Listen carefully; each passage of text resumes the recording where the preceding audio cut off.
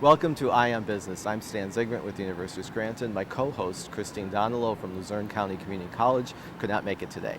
We do have, however, several guests that we'd like to introduce you to. First, Maria Montenegro with the Small Business Development Center at the University of Scranton. We have Art Lewandowski at the Mall at Steamtown. And we have from Miller's Orchards Farm Market, Delana Peregrine and Lou Peregrine. Thank you very much for being with us this morning. Thank you. We're at the Mall at Steamtown, actually at a farmer's market, which is a little unusual.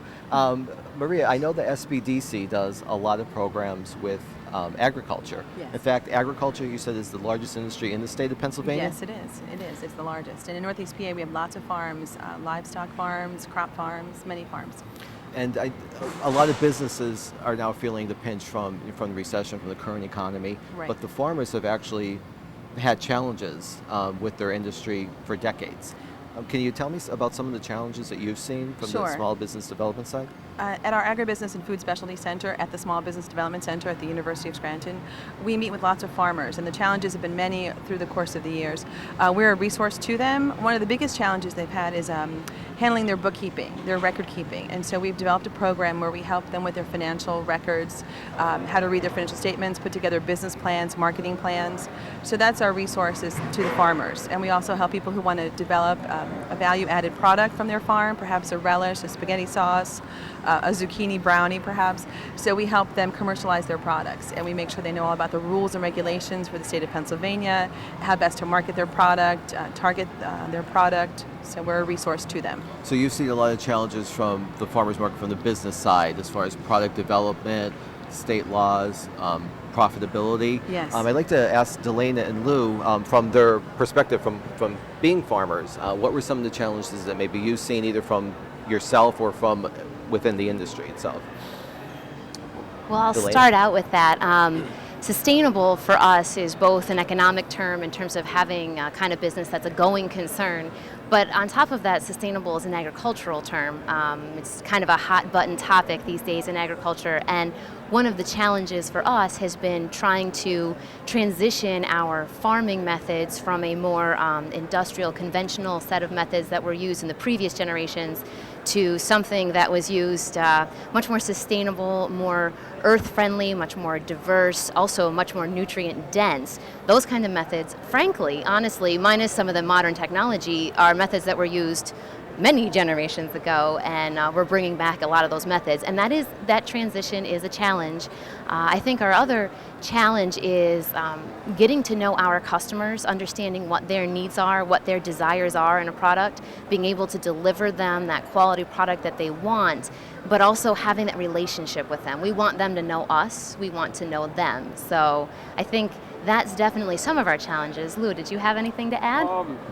No, I guess nothing really more than just basically kind of echo what she just said. I mean, there's always the production concerns, weather and whatever it is, the environmental stuff, but that's going to be no matter what kind of farming you're doing, it really doesn't matter. So I think we like to focus more on the marketing end and be able to, like she was saying, get that relationship with the customer. I think that's probably one of the most important things. And one of the things you mentioned, you're going back to old methods of farming methods that were done, I guess, generations ago because of sustainability and other issues, I love the nutrients in the foods. How is that? How did you find out about that? From generations, from farmers? How do you learn these methods if you haven't done them now for a generation or two, or three, or four? No. Yeah, some of that. There's a lot of within the sustainable agriculture, within that community. There's a lot of different groups that are really starting to focus on some of the older methods.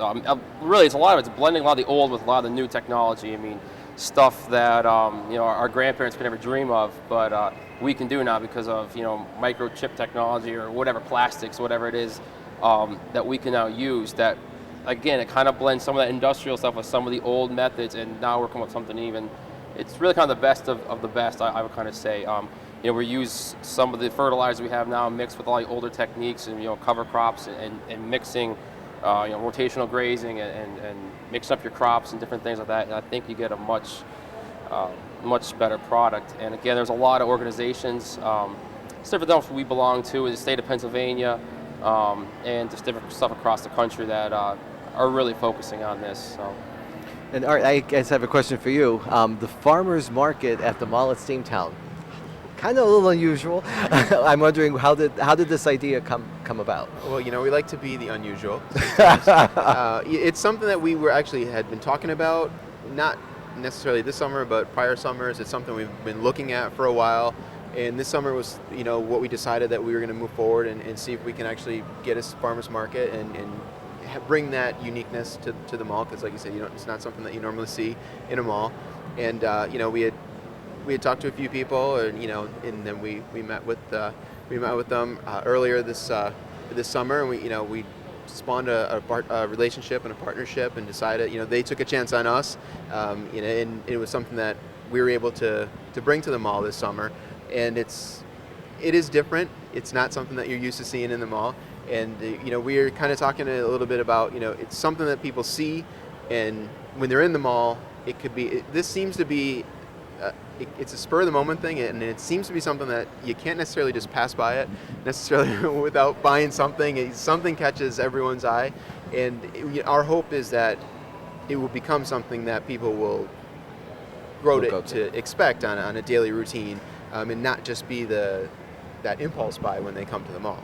Now, your background, of course, you're the marketing director at the Mall of Steamtown, so your background is marketing. Have you seen, I don't know, through surveys or just discussions of what you've observed, people becoming more concerned about natural farming or organic farming or sustainability? You mentioned sustainability.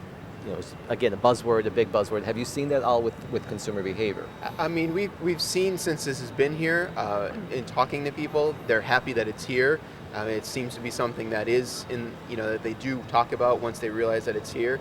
Is it something that people have brought to our attention that, because I would say no, because it's not something that they expect you to bring to the mall. Mm-hmm. But having it been here now for like 3 weeks or so now, it's especially our tenants, and the local business people that come by, as we talk to them and we hear, and they're happy that it's here, that does seem to be the topic that they bring to the forefront more and more. So still, as far as what you've seen too, it's also a convenience. People may like sustainability, they may think about sustainability, but it's nice to be, while they're going, to pick up a pair of shorts. Yeah, and there are other, obviously there are other farmers markets in the area, but for a lot of people, it's not something. Most of them are during the day, and maybe it's not convenient for them, or maybe you don't even know where they are necessarily.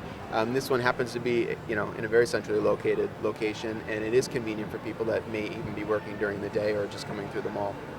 Great, and Maria too. I know you've talked a lot too about organic farming with farmers as part of the agricultural outreach that you do at the SBDC. Have you seen the trend growing with sustainability as far as consumers, as far as the marketing end? Our organization goes to the PASA conference, the Pennsylvania Association for Sustainable Agriculture, and I know that the Miller's Orchards Farm Markets, they go to this large convention every year in State College. It's a 3,000 large organization. We get lots of training, so we can assist people if they want to become organic, if they want to transition to organic. The Peregrine family at Miller's Orchard Farm Market have wonderful people supporting our program, and they spearheaded the Know Your Farmer, and that's what people really are interested in. They want to know who grows their food. We've had so many scares when it comes to spinach, peanut butter, all kinds of food products across the country. People want to know who's growing their food. So this is a fabulous way to get to know who's growing your food, being at the mall, being convenient. And we're also having a local harvest dinner this year. It's our second harvest dinner. The Peregrine family has graciously said they would host it again at the Miller's Orchard Farm Market in Clark Summit, Pennsylvania. It's Saturday, August 21st. We're going to have a farm tour. We're going to have vendors, we'll have entertainment, and we'll have a wonderful locally grown dinner of barbecued chicken and vegetables and apple pie. And you also have a booklet? Yes, the Buy Fresh, Buy Local chapter, the Northeast region, which the University of Scranton Small Business Development Center spearheaded, is a 7-county area of farmers markets, people who package honey, who have maple syrup products, who restaurants that serve locally produced food. We put together this guide. Last year we printed 2,000. This year we doubled the printing. So we're getting this out to people so they know who their farmers are, where they can find their local farmers market, their local farmers, where they can buy their honey, maple syrup, their local wines. So And it's a also resource. restaurants who are buying local. Exactly, and there's some restaurants that do buy local, and we encourage people to join the Buy Fresh Buy Local chapter. They get discounts on different events that we have, like the chicken barbecue. We held 2 movie events this year at the University of Scranton, and we saw the attendance double in a matter of 5 months. So people are very interested in the local food movement. So, and sustainability in general, are you seeing Yes. that people are, because I know we've been talking at the university, it seems like, well, actually 4 decades. Yes. But now it seems to be, I work with the press, and it seems to be actually getting into the mainstream market. Yes, People are it actually, is. they know what sustainability is, and they're starting to think about that. And at the U, we have a course called Sustainability Marketing, so we have a lot focus on that. But yes, people are very interested. They're calling us all the time. They've already made reservations for the dinner, so we're very excited. Right, and I've heard a lot about the food at the farmers market. And I'm looking at it over here with the peregrines. I'm sorry, try to give us a little tour of what you have here for sale. All right, sure. I'll start. We'll start over here. I guess we'll go from the most labor-intensive to the least. This good. is the area we showcase our jams, jellies, applesauce, all homemade, that we make at our farm market. We've also got chili sauce. We have dilly Chili beans. sauce? Oh yeah, it's an excellent addition to any backyard barbecue. We don't. We've got some work ahead of us on canning, but canning is going to be probably taking place mostly in the month of August. So we'll have all sorts of new stuff in a little while. We also have about 7 varieties of pure honey, and when I say varieties, that just depends on the pollen, the flower that the pollen came from to produce that honey. Honey's a lot like wine. It actually has different flavors depending on where it came from. So Wow. you can go from a really strong honey to a really nice light fruity honey. So then And we what have. are these? Oh, well, these are honey sticks. In case you're interested in having honey mixed with a little bit of flavoring, you just kind of pinch off the end of that tube, and you can either dump the honey into your tea, or, as I like to do, you just kind of suck it out. It's like a candy, so it's a ton of fun. You also have baked goods? We do, and my mother and my sister love to bake. They spend a lot of time in the bakery. We've got, today we just have a sampling of what we offer in our farm market, which we do have on our farm. We've got banana bread, zucchini bread, all sorts of pies. Today we brought an apple strawberry crumb, rhubarb? a strawberry rhubarb, and a blueberry. Very seasonal. Well, it is. So Yeah. blueberries are in season now. Absolutely. Okay. In fact, in about 25 seconds, you're going to see some. So we've got Welsh cookies, which I tend to think are possibly the greatest food on earth, but don't tell my I don't mother. think anyone's going to argue. Oh, we your mother. make- Okay. Well, she's got her She favorites likes the too. strawberry rhubarb. She's a big fan, yeah. We've got all sorts of things. We've been experimenting with recipes to use what we grow. We've got zucchini brownies, and if you haven't had one, it is an interesting, really moist, chocolatey, savory dessert type thing. I eat them as breakfast, actually. And apple dumplings, another thing that we love to provide. It's we think you put a little dollop of ice cream on top of there, and you've got yourself a meal. At least 3 food groups. Now it looks like we're going to the easier stuff. Yeah, now, and I'm I going to didn't- let Lewis is he describe gonna this say stuff to corn you. is easy? Yes. Well, I guess from her perspective, maybe. But and again, if we're going through the rest of the produce here, sweet corn. Obviously, it's a summertime. It's a must. I mean, people think farm markets, they think in sweet corn and tomatoes and stuff like that. So, picked this morning. It's really really good fresh. stuff. Yeah, it's still wet from the rain we had this morning, so it's wonderful. But again, we also grow blueberries and strawberries. Again, these are picked this morning right here on our farm. Maybe last night, actually. I'm sorry, but everything's just picked local and fresh. And again, it's growing really well. So you have blueberries, strawberries, and then Yep. beans. The beans, again, they're picked yesterday or day before, whenever we get a chance to get around to that. And beans, and again, potatoes, so your summer potatoes, your zucchini. Now I have these are Yep. red potatoes? Red potatoes, yeah, Okay. they're grown locally more? right. Yeah, common? they're coming off my cousin's farm. He has a farm over in Newton, and that's where we get some of this produce comes from his farm, some of it's from our farm. So. Now, is red potato? I don't know anything about farming. Are red potatoes grown more commonly in this area, or it could be anything? I found out recently they grow in the ground. No, they're I don't know. I guess it's kind of like a brown egg. Some people think of them. They just think they're more old-fashioned, or that's what they're used to when they were a kid. That's the way grandma had them. They're red. They're typically more in the summertime. These aren't the ones you put in your basement to store over the whole summer, over winter time. That's generally the white ones, a certain variety. But you of could grow peppers. white ones in northeastern Pennsylvania. Yes. too. Oh Okay. yeah. You can grow. I mean, you can grow just about anything as long as it's not, within. Well, I within our can't grow growing season. anything, period. But Well, yeah, it does. Yeah, there are some. you have to, I hear yeah. you have to water plants. Yeah, that can be an issue. This year, that's really a big issue. I mean, the irrigation's going pretty much nonstop this year, so we're testing out the wells and the ponds, seeing how they're going to endure. So. Great. But- And we have, I guess, some more stuff too. Yeah. What's this? Zucchini, that's a summer type of squash. As we get towards the fall, we'll get into more of our winter squashes that will hold.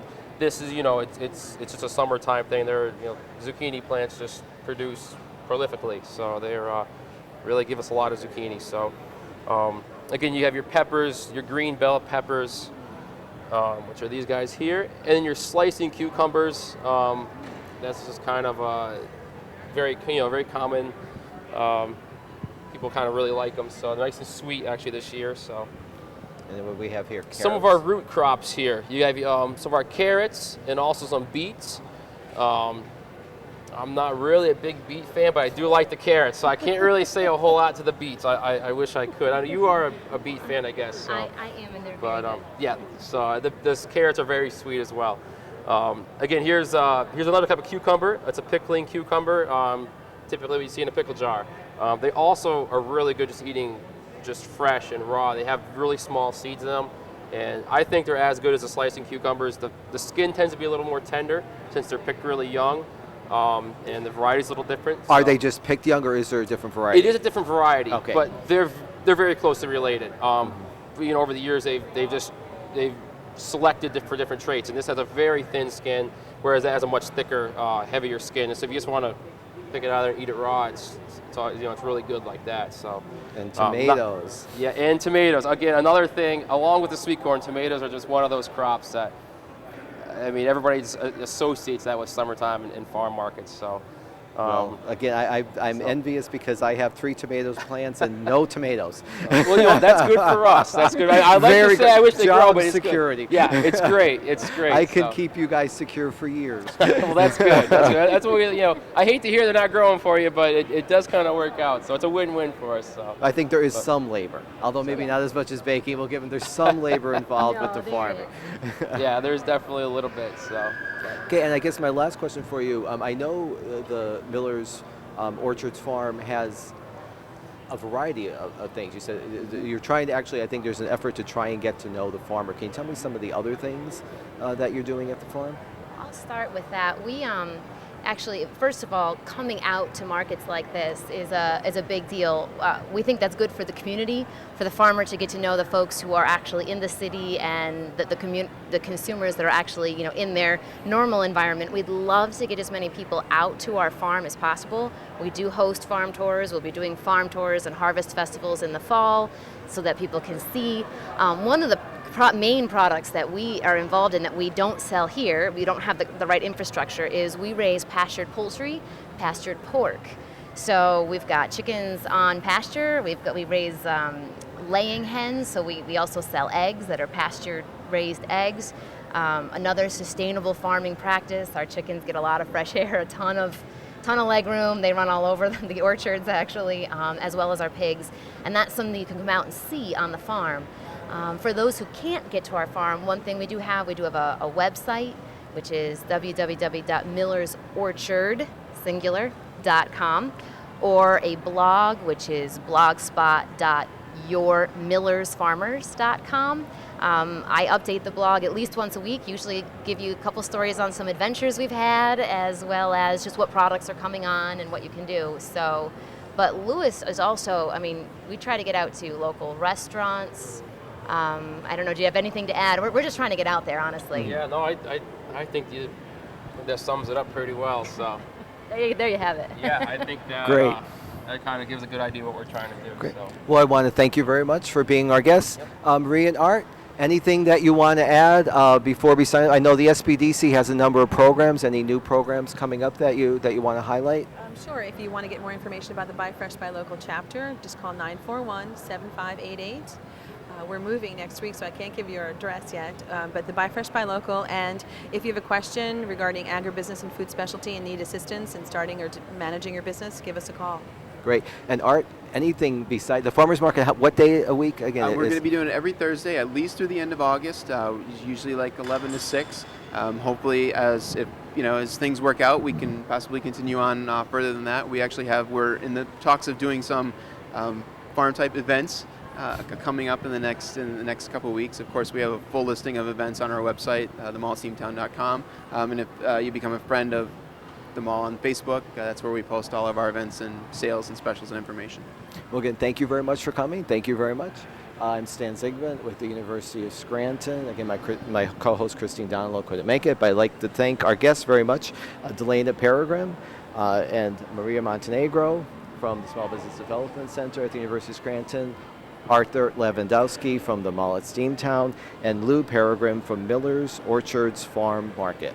Thank you very much. This is Stan Zygmunt with Eye on Business.